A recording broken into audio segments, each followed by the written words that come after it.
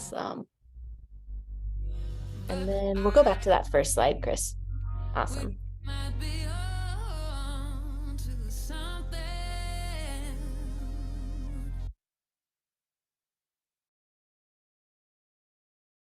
Cool. Welcome, everyone. So we're going to go ahead and get started, and hopefully we'll have a few other people join us. My name is Jenny.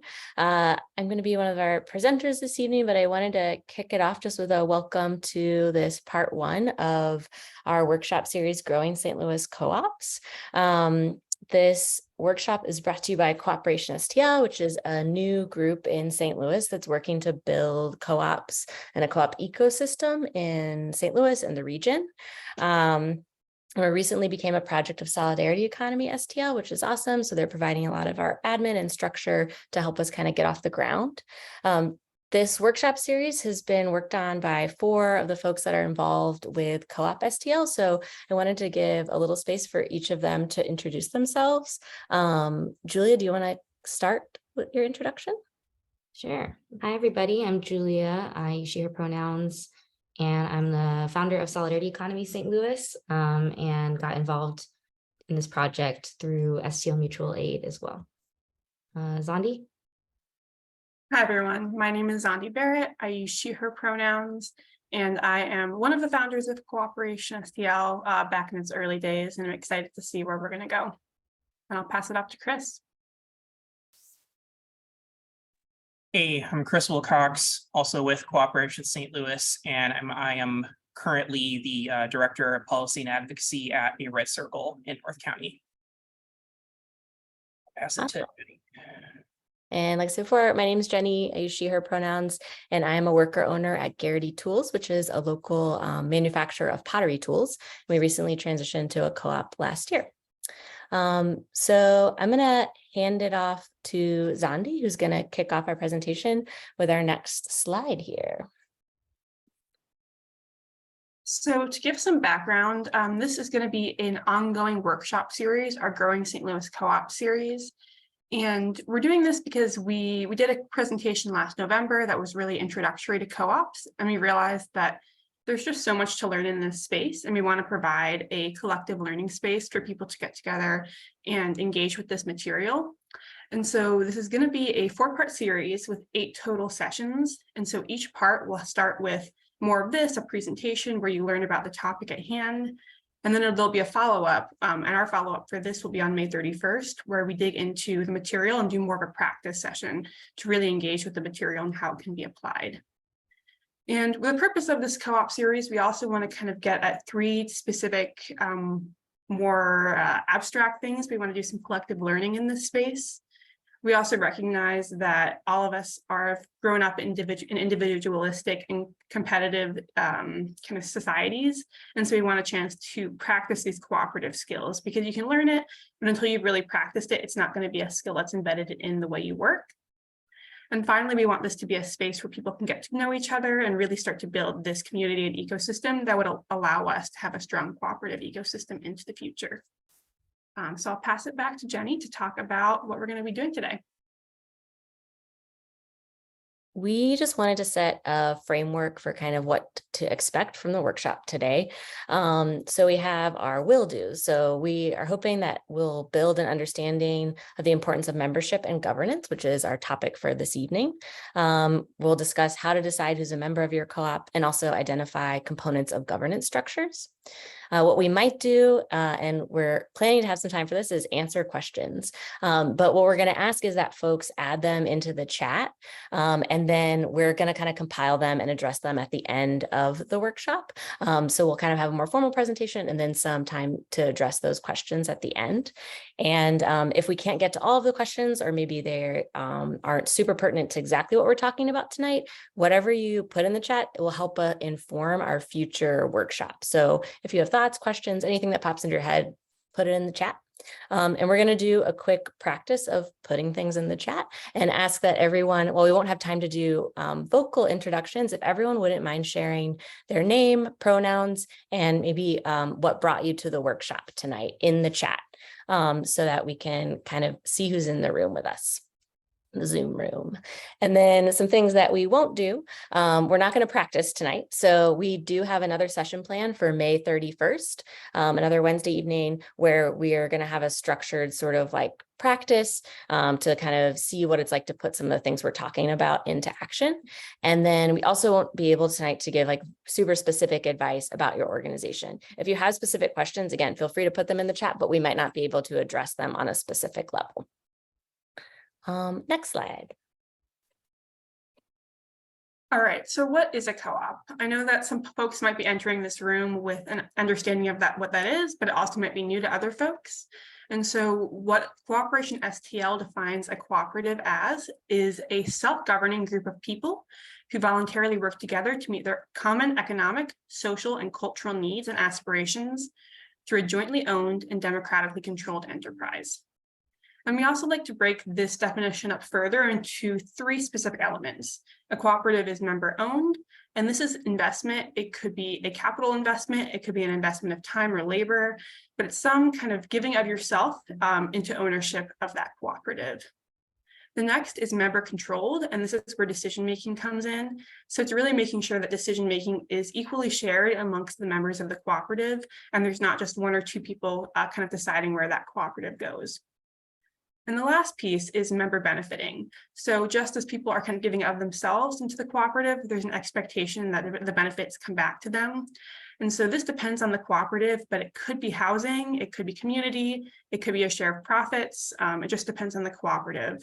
So we're going to use this framework to kind of guide our discussion of membership throughout the evening. The other thing we want to ground each workshop that we host in is the cooperative principles and values. So these are international principles that are kind of touch points for the co-op movement at large and are in place to kind of help build cohesion in the cooperative movement all over the world. So the ones in yellow are the ones that kind of relate to the things that we're going to talk about tonight. So one of the principles is voluntary and open membership. So we're going to be talking about membership specifically, but the goal is that membership is open to all without discrimination, and that the folks that become members do so because they want to. Member economic participation is another one. So this is the idea that members control the capital of their co-op. So we're going to talk about how that plays into membership. And then member democratic control. So this relates a little bit more to governance. Members should have the control over the decisions that are made in their co-ops, and governance is one of the ways in which we make sure that that happens. So these are the values and principles that we'll kind of be touching on as we're talking about membership and governance tonight. All right, so now to dig into the meat of the evening, we're going to talk starting with membership. So who counts as a member? And you also might see this as member owner or worker owner. Different cooperatives define it differently, but we're going to stick with member tonight. And the answer to that question, next slide, is that it's really up to you and your co-op. So this may not be the simplest answer because you really have to do a lot of work to decide what that means for you, but it also gives you a lot of freedom to figure out how does ownership, control, and benefit really work for the people who are involved in the cooperative. So you're going to be able to decide who owns controls and benefits and how they own control and benefit. And we're going to be going over a few St. Louis-based examples this evening so you can get a sense for how other cooperatives define their membership, and then kind of get the freedom to create your own thing from there. Next slide. So to start, we'll talk about Hidden Alley Ranch. And Hidden Alley Ranch is a housing cooperative in the Shaw neighborhood. And their membership definition is pretty simple. Anyone who is a resident of the buildings can become a member, and they can become a member after a 6-month trial period. And what this looks like under that ownership, control, and benefit model is that ownership happens through monthly equity payments that are proportional to income. So for some folks, maybe they're only making $30,000 a year and can't contribute as much to someone making $60,000 a year. They're going to have their equity payment into the mortgage equivalent to what they can afford by their income. And then if they ever leave the cooperative and ever move out, then the equity they've built up is still that proportional amount that they've put into the cooperative. As far as control, control is consensus-based. So anyone who's a member has equal say in decision making. They don't vote, but they really try to come to a mutual decision making on whatever topic they're talking about. And those in the trial period are going to have the say in most decisions, but not all decisions. So they still try and have decision making, even if you're not a full member yet. And finally, the benefits are that there's affordable housing. Like I said, monthly equity payments, the amount they're paying monthly is proportional to income. And it's also a housing community. So one of the good benefits of this is that you really are living with people who want to be in community with each other, share, and kind of become family with each other. Next slide. So we're going to jump now into a little chat activity. So I want you all to reflect back to a group or organization that you are a part of and think about how someone typically joins that group. So this doesn't have to be a cooperative. It could be a job. It could be a volunteer group. But think about that, and also think about when someone is considered a part of a group. So maybe it's a job and there's an interview process, or however you think about that. So take a few minutes and you can go ahead and put that in the chat and we'll talk a little bit about that.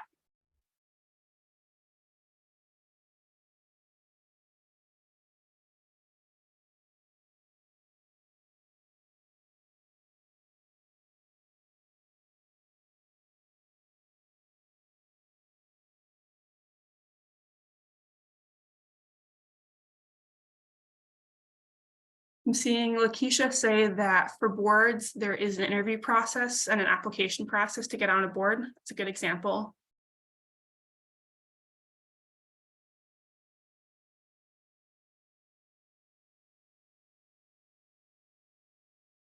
Laura says donations or dues, signing a pledge, self-identification. Yeah, so these are all great examples. Sometimes people can be invited, other times people have to apply.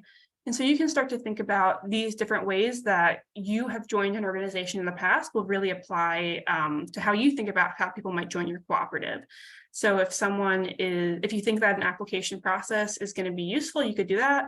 Or it could just be as simple as a volunteer group where people get involved, and as they kind of build up that membership, it can be useful to figure out when are they a member of the group, because when it's unclear if someone's a member or not, you can start to see some conflict. Next slide. So getting into that, kind of realizing when someone's a member of the group, it becomes important to define membership. It's an important aspect because it supports equitable decision making. So if you don't know who's a member of a group, there might be one or two people who are having an outsized role in decision making in that group. And so defining membership really allows you to make sure everyone has an equal say in that decision making. It also builds trust because when you're in the group, you know who your fellow members are. And if you're not in the group, you know who are the members of that cooperative. It creates an on-ramp for engagement. So if you are just starting to get involved in a group of people in a cooperative, you know when you are a member and you can kind of work up to that point, decide what level of engagement is right for you. It sets the stage for good governance. So once you know who is a member, you can start to think about what that actual membership structure looks like and how people relate to each other within the cooperative. And finally, it delineates ownership and benefits. So once you know who's a member, you can decide what they have to put in to be an owner of the cooperative and what they get out of it. So going back to a St. Louis-based example, Switchgrass Spirits is a worker cooperative in the region, and they have defined membership in 3 different classes. So there are founders, and these are the folks who originally founded the company. They are currently the most direct worker owners of the company. You also have investors, and so these are folks who don't have any direct day-to-day role in the company, but they put up capital for the company to start. And finally, there are sustainers, and these are eventually going to be the long-term member owners of the cooperative. And their goal is to eventually have sustainers buy the company out from the founders and investors. So in this own, control, and benefit model, right now, ownership is really with the founders and investors because they put up the initial capital and labor. But the goal is in 4 to 5 years, the sustainers will buy the company from the founders and investors and retain full member control of the company. As far as control, right now, it's looking like a supermajority with founders.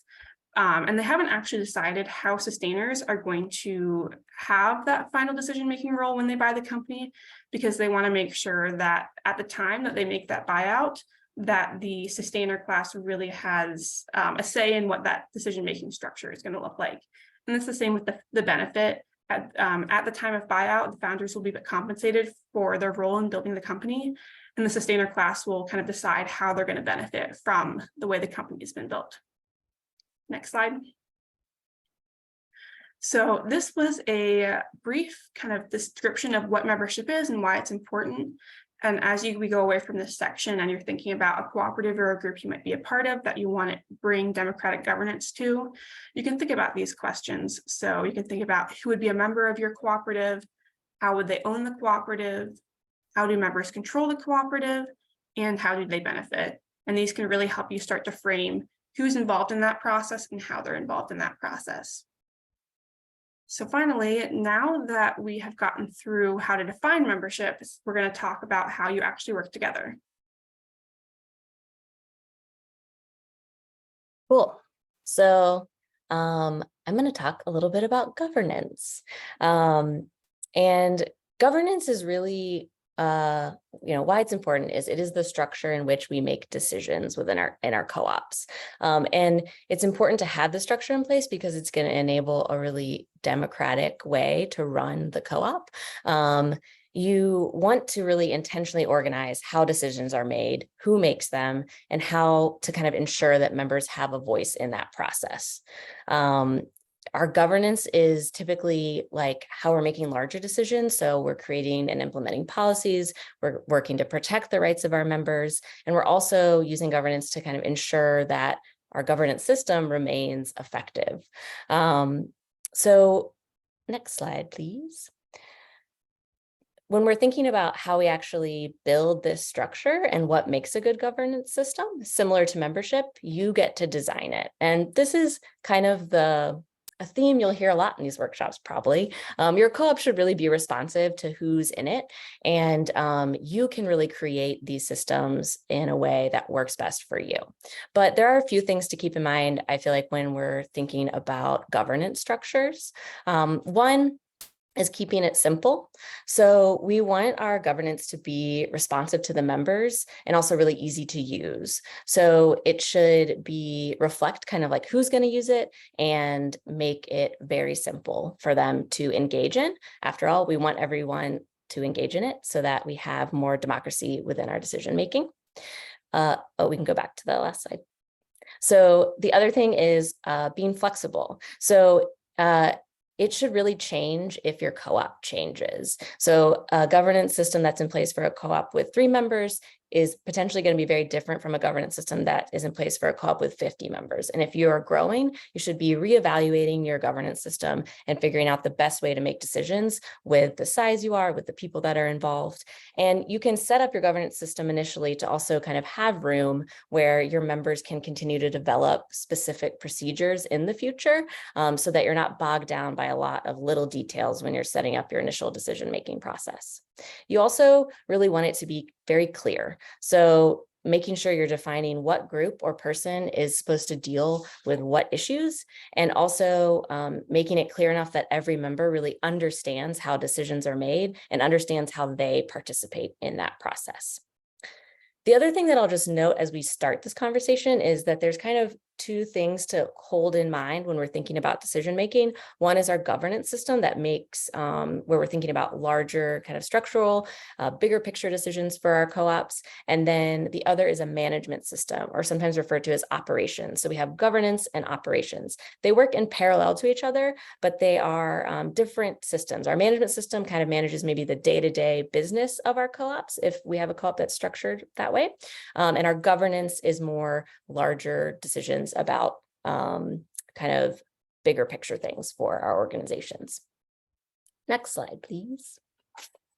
The other thing that is good to kind of keep in mind as we're building out kind of a good governance structure is that kind of how much structure we want to put in place. So there's sort of this spectrum. And on one side, we have way too much structure for decision making. So my example here is like this isn't quite a decision-making structure, but like the IRS and like how we submit our taxes and how complicated that system is. Maybe there's people here that understand it perfectly, but when I submit a tax form, I'm like, I don't quite know why I'm getting to this number. I don't know where this is going and who's looking at it and what's happening, but I have to participate in it. And I don't love that. But it's very complicated and bureaucratic. And having a system, a governance structure set up that is very complicated and bureaucratic could keep people from participating in it. The other side of the spectrum is having too little structure where, my example for this is like there's a small group of friends and they're just trying to like decide where they want to go to eat, but there's one friend that's always kind of the loudest, that always, puts it out there first. And so you kind of always do what they say they want to do. There's no structure really in place for decision making in that small group of friends. And if you didn't have a structure in place in your co-op for decision making, what can happen is there can just be an unhealthy and unequal sort of power structures that come into play. It also gives space for all of the isms to show up, like racism, ageism, sexism in your decision making. And so somewhere in the middle where we have some structure in place, it's clear how we make decisions, but it's still pretty simple, allows you to build a really intentional decision-making structure that it can also be designed to be anti-oppressive, to make sure that everyone's voice is heard equally. Next slide. And just like Zandi was talking about with membership, we want to hear from you guys about kind of how you're making decisions now. So whether you have a very clear outlined structure for making decisions or not, decisions are being made, right? I'd love to hear in the chat kind of like examples of currently, whether at an organization, a project, or a business, how you're working with other people to decide things. They could be small, they could be large, any sort of examples are welcome.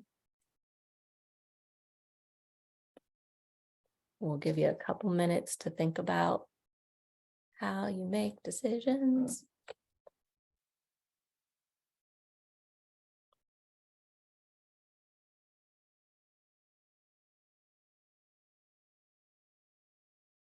Who's got an example for us?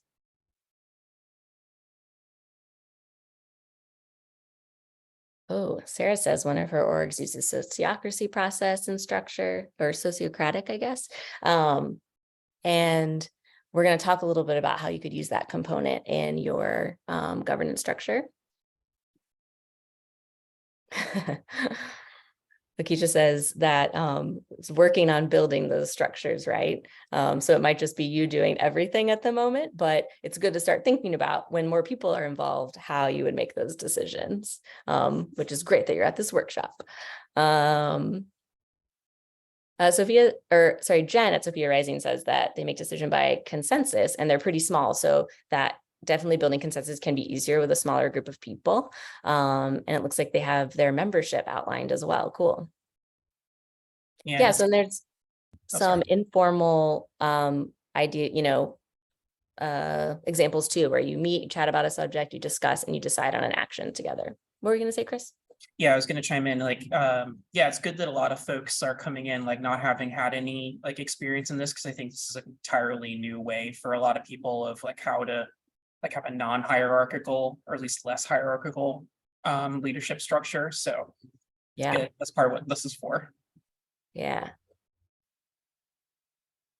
Yeah, and it looks like a lot of these are we meet and discuss, we make decisions together, and some of you might have that outlined really clearly, or this might just be happening very informally. But while we're talking about governance today, is that we feel like it's really helpful to clearly define how those decisions are made with your governance structure, because it allows more people to really understand and get involved and know their sort of way in.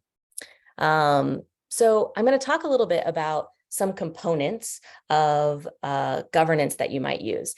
You probably would not use all of these at once, but maybe if you had a very large co-op. But these things can be kind of designed and combined in different ways to meet the needs of your co-op. So some potential components. One is a member. So these would definitely be part of your governance structure, because we want our members to have a say in the decisions and sort of guiding the ship of our co-op. You could organize your members in different ways. One would be having a board. So a board would be a smaller group of people that are elected to then kind of trust with the decisions, and they make some decisions on their own, or just the board makes the decisions about some things of the co-op. There could also be committees. So these committees also could be elected, or people could just volunteer to be on them. And they might have specific topics that they focus on to then maybe bring to the membership or to the board to vote on. So there could be like a finance committee, a grievance committee, a governance committee that continues to look at how your governance structure works. There's also sociocracy circles. So this is a way to organize where there's sort of these different circles that focus on different aspects, kind of similar to what I was talking about with committees, but sociocracy is designed in a way where there's a person from each circle who's also in another circle. So they kind of cross over and help build some continuity between all of the decisions that are being made. A leadership circle could also be something that you implement. And I put this on here kind of as separate from a board, because sometimes leadership circles are formed in different ways. Like they might not be voted on, but your leadership circle might be, 5 of the oldest, or the people who have been with the co-op the longest. Or it could be like, if your co-op is structured, your employee is structured, and there's like managers, the worker owners that are managers form the leadership circle. There could be different criteria for being a part of that. The other component that I have on here down in the corner is our manager. So there's also the potential that your co-op has employees or managers that are not worker owners or members, whether that they're never going to be or they're not yet. They're on the path and they haven't come there yet.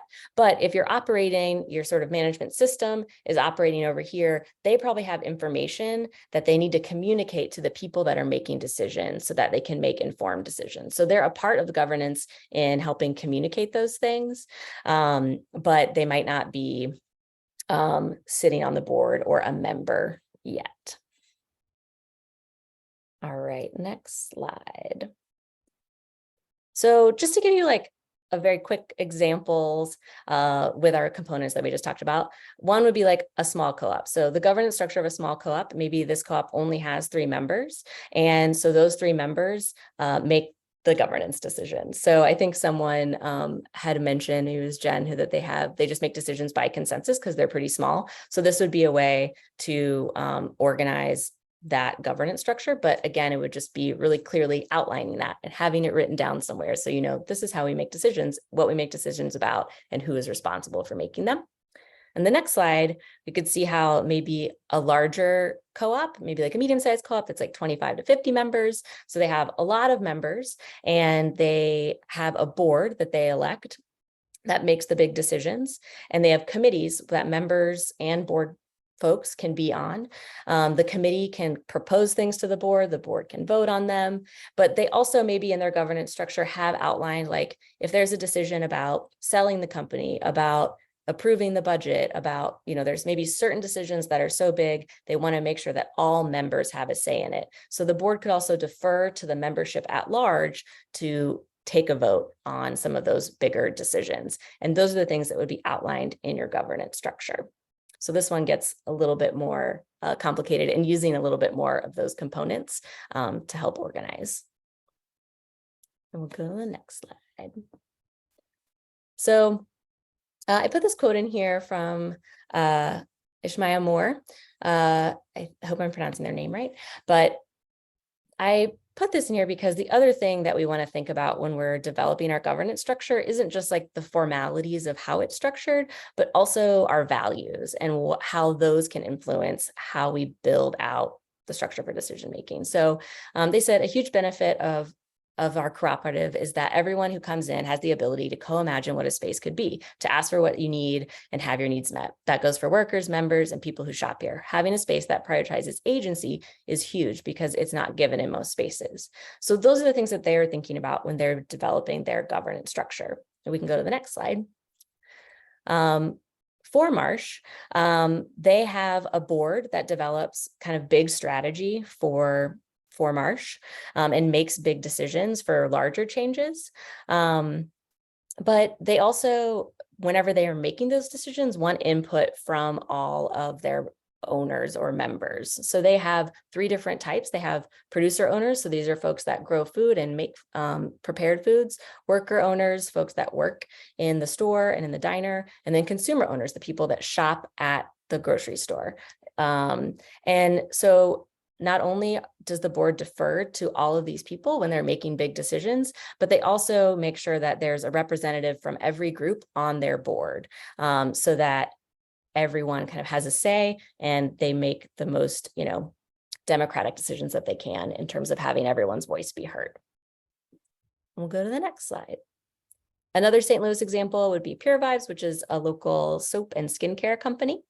They have a kind of simpler structure that is a 1 member, 1 vote for making decisions, and their members and they also refer to them as worker owners, make those decisions together, but they also have employees. So everyone that's a member owner, also an employee.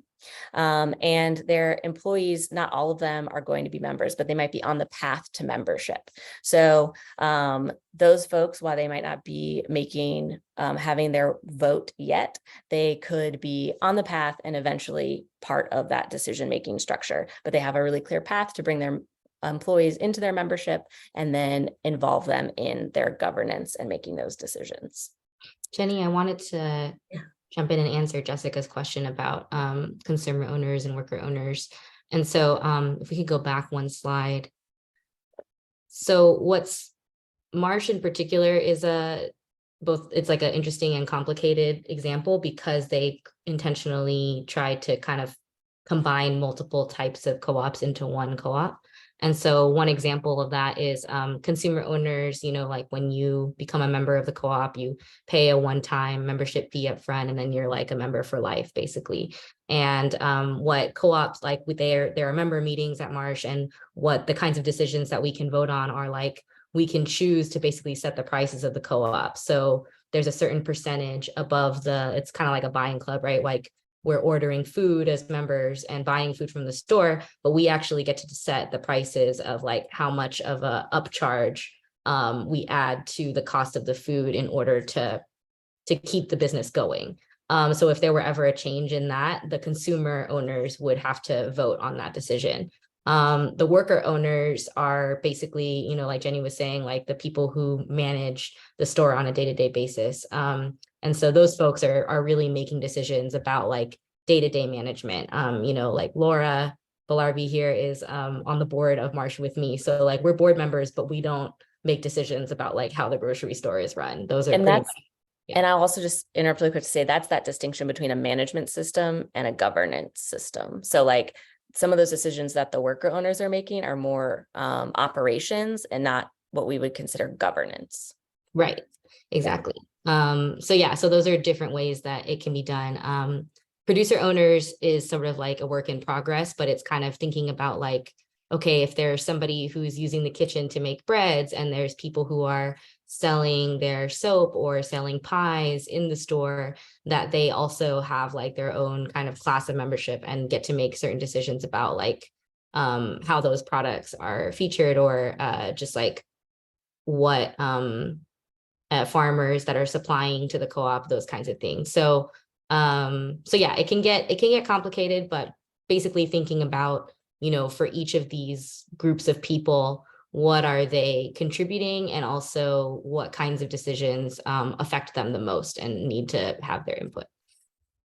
Yeah, and one of the biggest things I feel like with that too, like Julie, you're saying, you're like, it is a little more complicated, but what I feel like I hope the biggest thing people take away from this is that one of the best ways to make sure that it feels still approachable and simple and flexible is that it's just clearly defined. So like it can be complicated, but you need to make sure that it is a clear structure and that everyone understands like how that works and they know what decisions they're responsible for, what decisions other people are responsible for.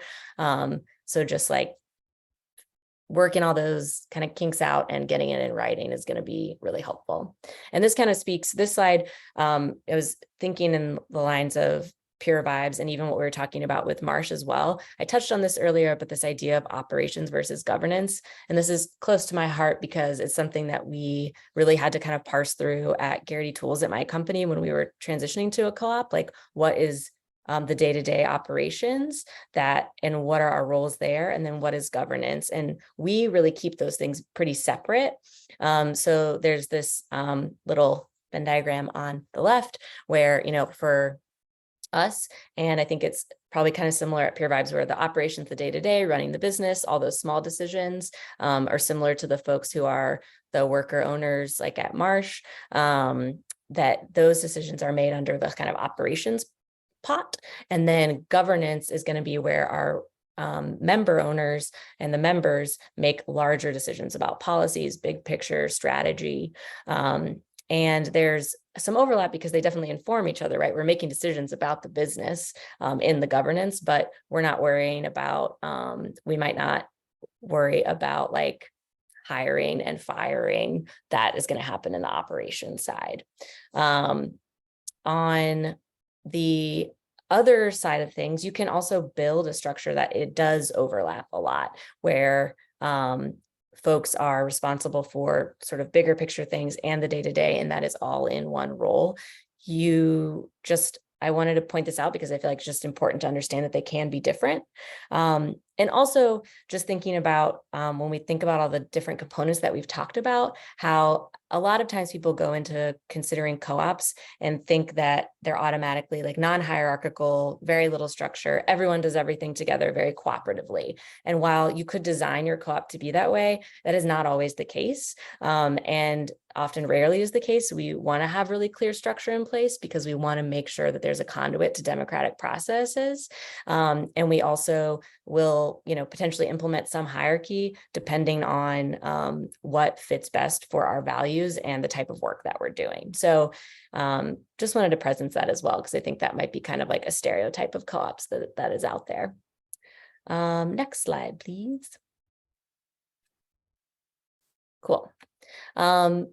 So some questions that we want to leave you with when you're thinking about governance. Obviously, we're just kind of scratching the surface, but hopefully getting your, mind kind of churning about what and how you can build some decision-making structures into your projects. But thinking about what types of decisions need to be made in your co-op, that's going to be helpful. Who needs to make those decisions? Is it the same people for all the decisions, some people for some of the decisions? Julia brought this up with Marsh too, but like who is affected by the decisions that are being made and who is involved in making them? If the people who are affected by them aren't involved in making them, that might not be the best situation. What are your values? So how can you design a governance structure that allows your values to really come through and come into play when you're making decisions? And how do you consider the impact of your decision in your governance structure? Next slide. So we've come to the end of our presentation part of this workshop, and I know that we threw a lot of information at you, and we're also just kind of scratching the surface.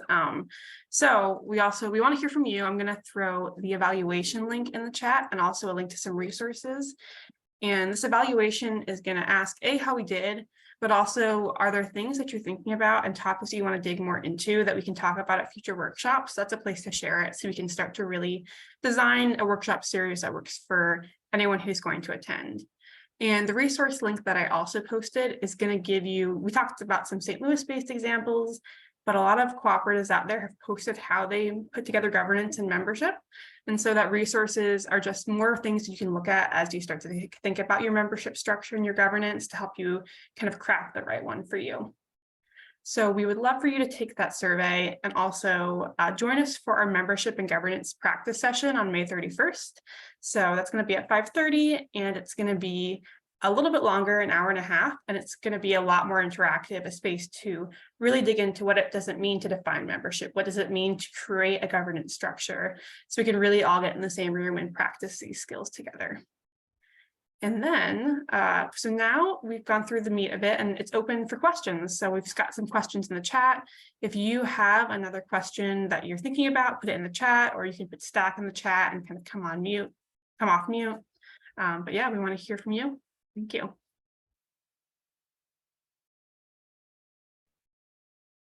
I'm gonna put one more link in the chat, and that's for the practice session. So there's 3 links right now. The first one is the evaluation form for tonight. The second one is the resources, a follow-up, and the third one is for if you really want to like dig into this topic and practice it with us in a couple of weeks. Yeah, were there any questions? Did we miss any questions earlier on, or what's on top of people's mind now? We have a couple minutes and we made this space so we can respond to your thoughts. So I'm thinking about not only do I own virtually birth doula services, but I sit on the board, 2 boards actually, one of the St. Louis Doula Project, and then the second one is the St. Louis Community Health Worker Coalition. And I feel like the St. Louis Community Health Worker Coalition is more like the member where everybody's the decision maker. We operate a lot by consensus.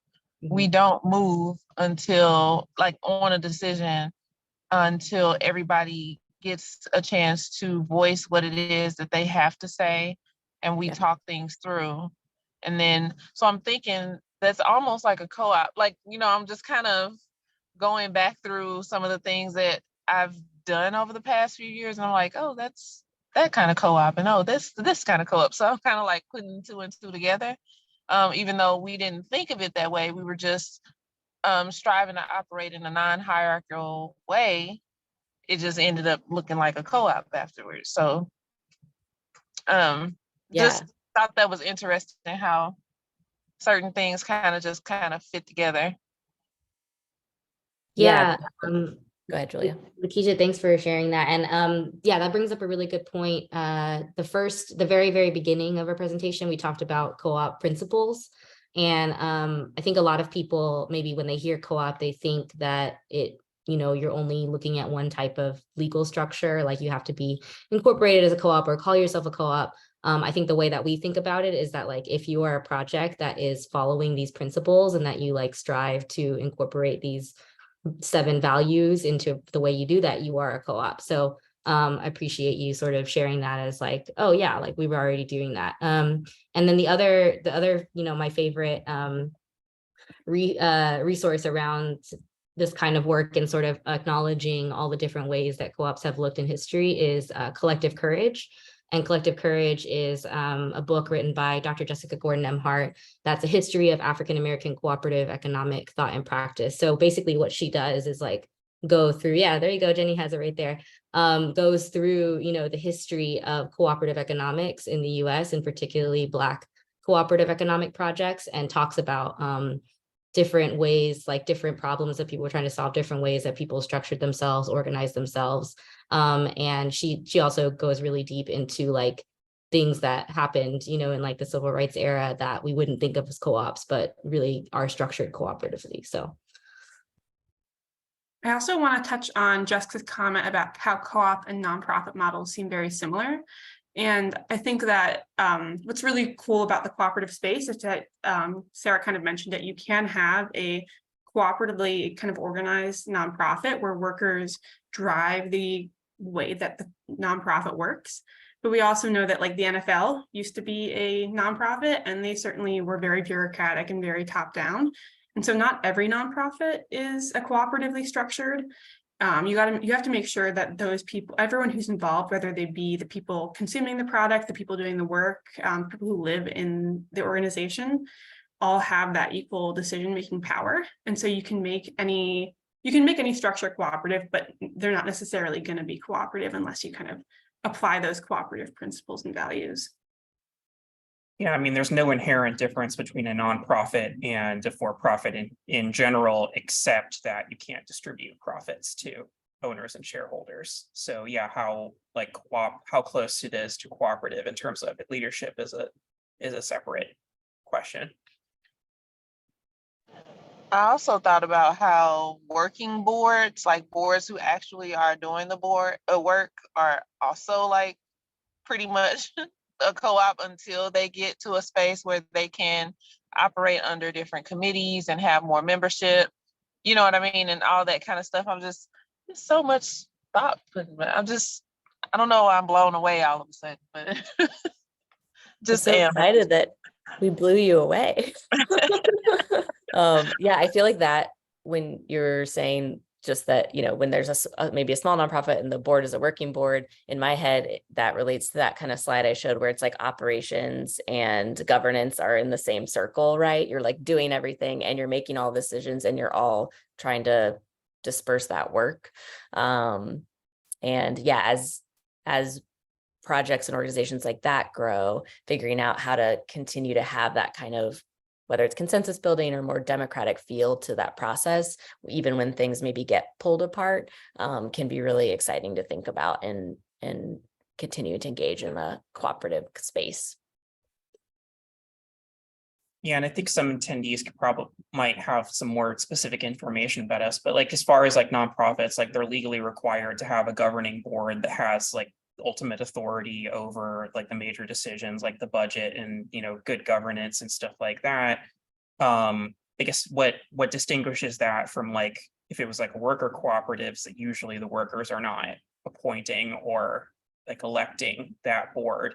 And so you might have like some like push and pull in terms of like you'd require like the board to have that legal decision-making power, but you ultimately want the members of the actual organization to be ultimately responsible for the decisions the organization makes.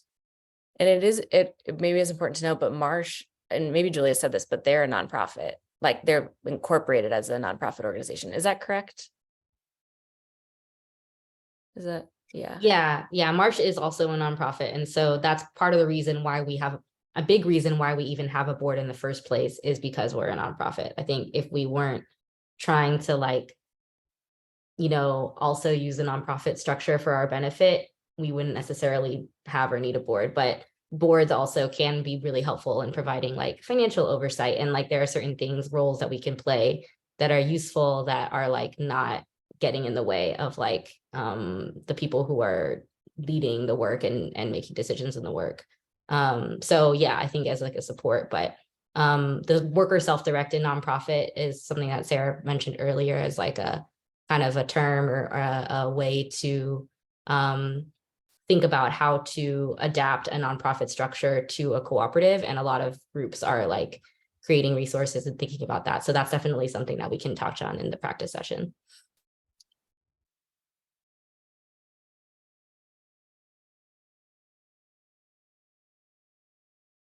Yeah, are there any other kind of questions or thoughts or things that are top of mind? Yeah. I have another one. I was wondering, and I'm sure you're probably going to touch on this in the practice part or in one of the other sessions, but do you all have any like activities that a potential co-op can use in order to decide what type of structure that they want to create? Like, maybe like a workshopping activity or something like that. That could be. Oh, sorry. I was gonna say that's a really good question. We do have we're in the final stages of finishing up our resource guide, which is going to be like a printed guide that's also kind of structured as like a workbook. And so we'll put a lot of these questions like into a workbook style format that have resources and other places to look. So that could be one, but I love the idea of creating some activities, like more interactive things. And we haven't started on that yet, but I think that's a great suggestion and something we could definitely work on. And there will be topics in the future that will be conducive for those kinds of practice activities, and that can be part of like the workshop component or the more in-depth workshop component of those. And I think go ahead. I was going to say it's important to say too that like for Cooperation STL, we haven't figured out our structure yet. So we're going to be doing that. We have a little gathering soon to try to kind of work through that. And so I think one of the things that we've talked about in the past and thinking about the future of how we want to grow is providing like services where we can provide more like technical assistance to help people figure these things out. So it's great to hear that you're interested in that, because I think it can inform sort of how we direct our energies. But yeah, we're going to be trying to figure out how to do it. So maybe we'll come up with some fun activities while we're doing it. And yeah. That's just basically what I was going to say, is just like we want to offer whatever is most useful to you all. So if you have specific requests or ideas about how we could support or kinds of materials and resources that we can create, that would be great. Yeah, and we're talking about like examples that exist like currently and about certain practices, but part of the conversation is also like how do you create some larger systems and public policies, and acknowledging in the chat like finances, like how do you improve like cooperatives access to capital and to finance. And those are all like questions that pertain to like ecosystems or like cooperatives supporting cooperatives and under those principles. And so like in addition to talking about like kind of the micro portion of this, like how do you build an individual organization, how do you design its decision making and governance, there's also like how do cooperatives as a if we're creating like a cooperative movement, how do they cooperate to create an environment that is more conducive to their thriving and functioning and working with each other in non-competitive ways. Yeah, to that finance piece as well. I think that was when we were brainstorming last year about, or maybe it's beginning of this year, about what kind of topics we would want to cover in this and what we'd heard from people before. I think that was one that kind of rose to the top of just like how money works in a co-op. Yeah, and those can be linked to like, are there new like financial instruments? I think financial organizations like public banking is kind of having a moment. There's a lot of local government grants for building cooperatives because of their larger like benefit to the community beyond like a normal business. And so that's also some factors that come in.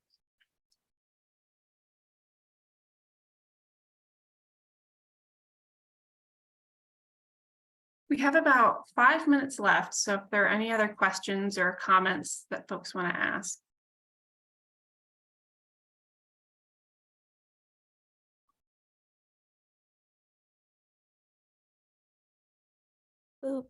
If there's anything that from what you heard tonight that you need some clarification on too. Sarah, you've got your hand raised. Thanks. Just a quick question. You mentioned grants to co-ops. Is there a resource where people can easily find what grants are available? So that's a good question. I don't know if anyone else, but I know of like individual examples that come up. The most recent I'd heard about is like the city of Chicago is putting out about $15 million worth of grants. I think organizations in Denver have put out a bunch of grants to start co-ops. So like this is something that is kind of like emerging as a topic in public policy, and also something that we kind of want to encourage like local banking institutions to participate in as another example. But I don't know if anyone has a more specific answer to where we could find grants for co-ops.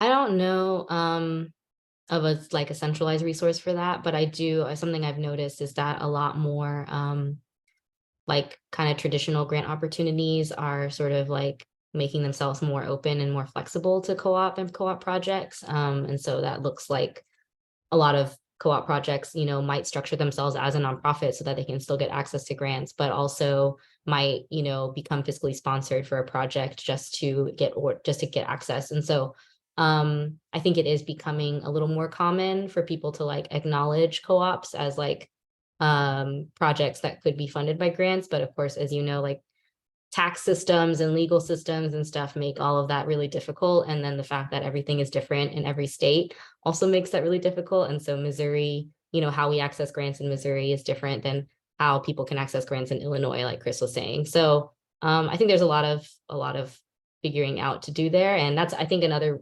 resource that I want to offer is like becoming a Solidarity Economy member for folks who aren't already. We have membership available for individuals, for groups of all structures and sizes. Like we're not just, looking at co-ops. We also have, solo business owners. We have nonprofit organizations. And one way that we can work together is by like trying to think about, how to put our resources together to meet, to be able to like start projects that you want to start. So. Yeah, and for folks who are interested in some of like the financial and like public policy aspects of like how do you get more resource or how do you put more like assets under democratic control. I'm going to be having a presentation next month about that at the at an upcoming diversity conference. So that has some related topics to our work here. I have a question. I noticed that the next time you do this, I do have training that I'm teaching on that evening. I will be signing up for it. Will I still have access to like the recording so that I can watch? Because it's at the same time. We haven't decided if we're going to record it yet because it's going to be a more interactive session. But as we get closer to the time, we'll let you know. Okay. And Lakeisha, even if we don't record it, if you wanted to just follow up and have a separate conversation about your groups that you're part of, we're happy to do that too. Okay. Thank you.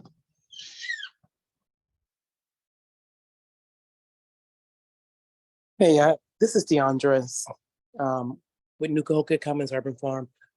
We were curious, would you all be willing to sit down with another farm cooperative and educate us a little bit as well?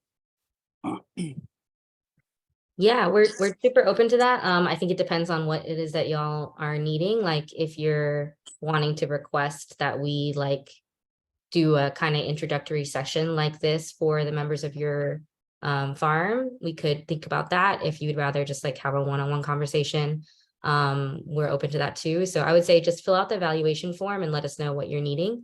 And we'll see what we can do. Yeah, I know Definitely Vincent was interested here. in the co-op. Right.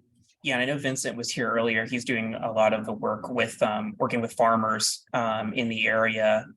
So Vince, if you wanted to come off mute or ask a question or get contacted, I think that would be good conversation to have too. Yeah, Andres, did you say that you guys are a co-op? We're working towards that, but Cool. that's What our was the mission. name of the farm? We're New Cahokia Commons Urban Farm. We're in Cahokia, Illinois. Cool. Oh, nice. Yeah. Yeah, as we're, like I said, we're like, we talked about how we're a fairly new kind of organization and group of people working on this, but something we have talked about is providing that kind of technical assistance and one-on-one stuff. So reach out and we can figure out how we can work together. Okay, great. Thank you.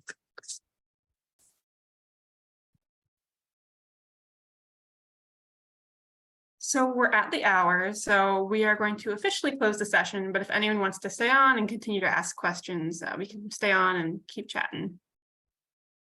Everybody. Yeah, thanks everyone for coming. This is a great turnout.